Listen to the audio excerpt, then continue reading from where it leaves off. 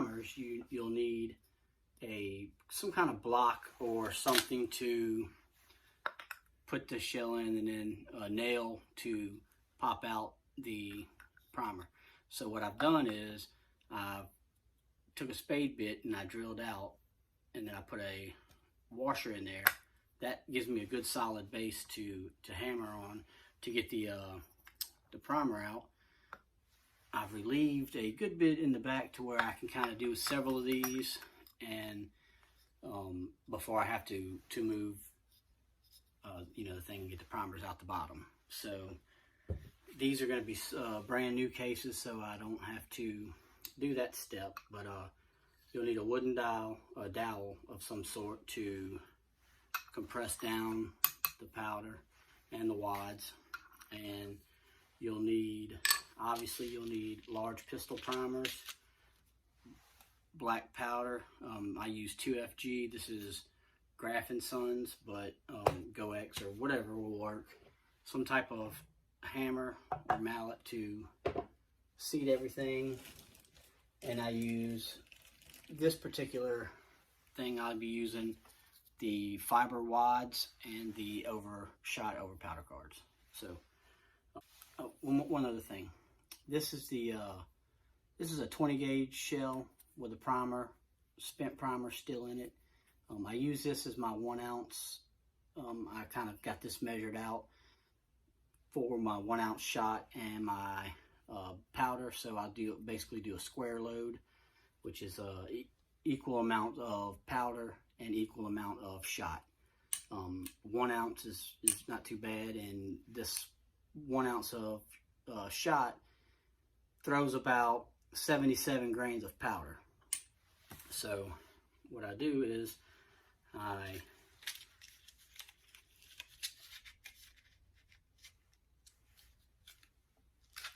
get me a couple of primers out, and I take the primers and I lay them flat on a flat hard surface, and then I go ahead and kind of get some of this stuff out of the way. So I lay them down on a flat surface. I line up the primer pocket, take my mallet,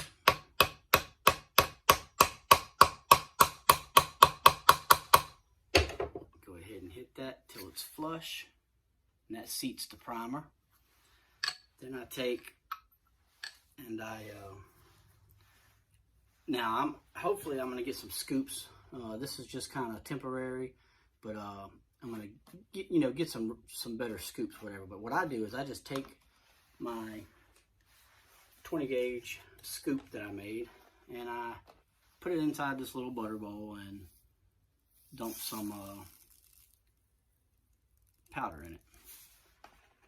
And I know that this amount of powder is going to be about 77. You can kind of see and that puts me at roughly 77 grains of powder. Then I take an overshot card, which these are 11 gauge overshot cards, and then I put that down, and you want to do it until you can kind of hear it crunch. Black powder needs to be compressed, so kind of gotta see down there, there's no movement in it whatsoever. Then I take that same scoop and open up my shot. Now this particular amount here would be, well, first what I do is I happen to take I found two of these fiber wads in this particular load. I just put them down in the case, kind of get them started. Put it down in the case.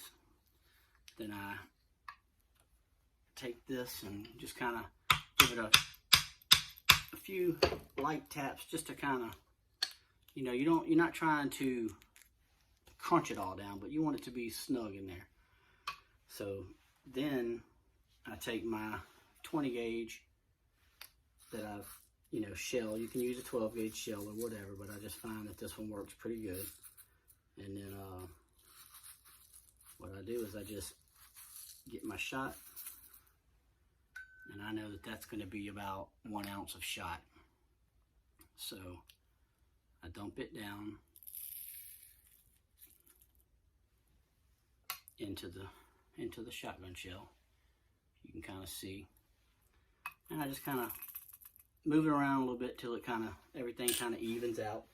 Then I take me another over shot card and I put it on there, and that pretty well, seals that part of it. Then I take the back side of my dowel and just kind of give it a little bit of a tap,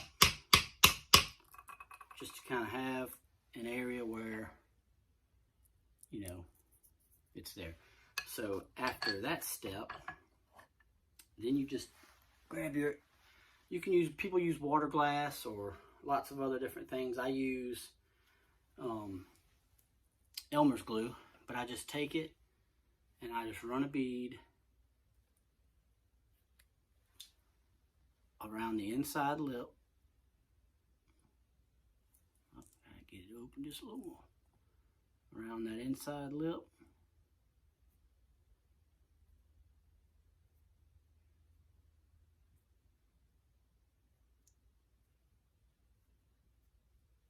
And that kind of seals everything up. Let that dry and it'll be ready to go. Now I do normally write on there what shot it is, so I would put 7.5 on this one. But sorry about that. Every time I seem to try to do something, it seems like I get a phone call. But again, I'll take another brass, another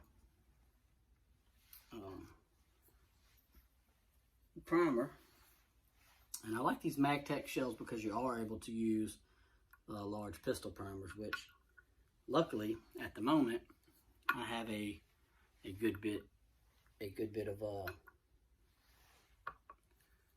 large pistol primers, so that kind of helps me out.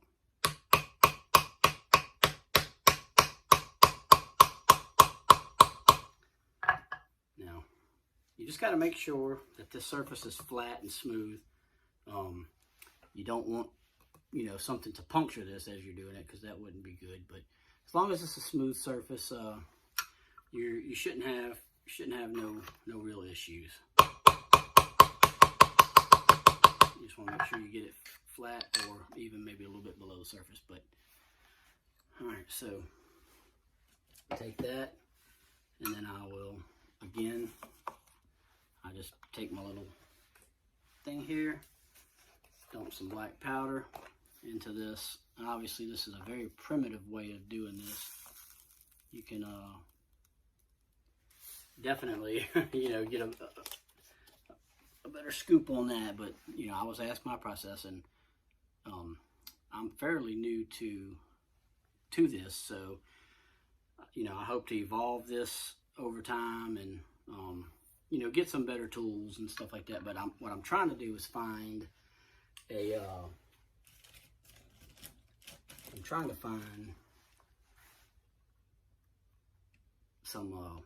some antique loading tools, and that's why I haven't, you can use more modern tools and stuff like that, but I'm trying to find some of the more antique style of tools, because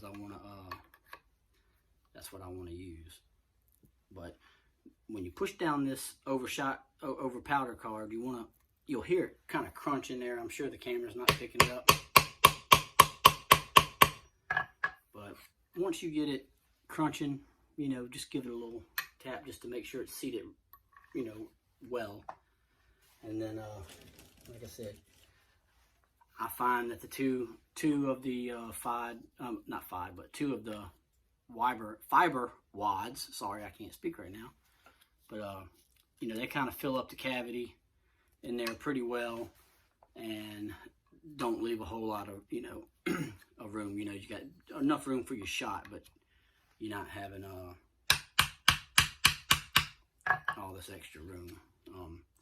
You know, obviously I could put one fiber wad and it would be further down in there. But so then I just get my thing again and go ahead and top it off. And again, I know that's going to be about an ounce of shot. So dump that in there. And this load seems to work fine with the 1887. I have not had any issues whatsoever with you know, recoil knocking anything loose, or you know, or doing anything like that when I'm shooting. So I know some people get a little nervous. They think that it's not going to hold together in a repeater, or you know, some people use them in double actions, or I mean double barrels or single shot. But I've loaded up several in my 1887, and you can see that video also on my page, on my YouTube channel. But I haven't had no problems with these breaking loose under recoil and dumping out my shot or anything. So I have, you know, I'll go ahead and seal this up now with the Elmer's glue.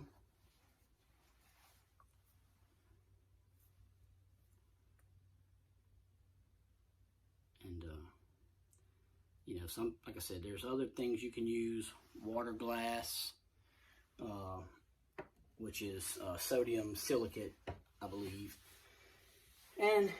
But this Elmer's glue works good. It dries up nicely, and haven't had any problems. So I hope that kind of lets people know how I'm doing it right now. Very primitive. I went to Home Depot and bought a 3/4 inch dowel. I kind of tapered the end of it a little bit.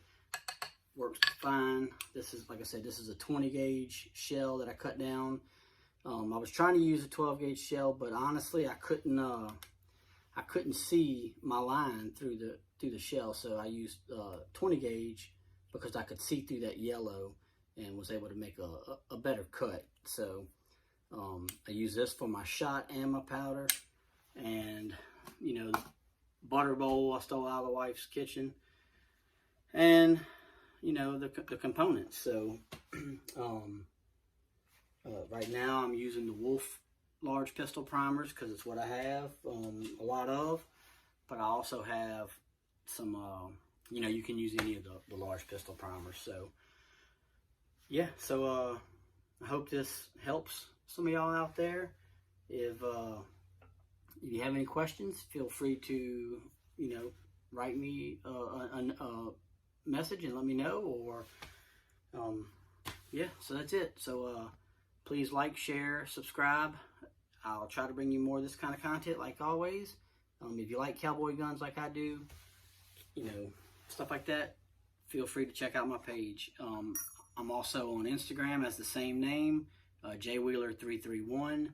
But I'm going to go ahead and make up a few more of these that I have right here.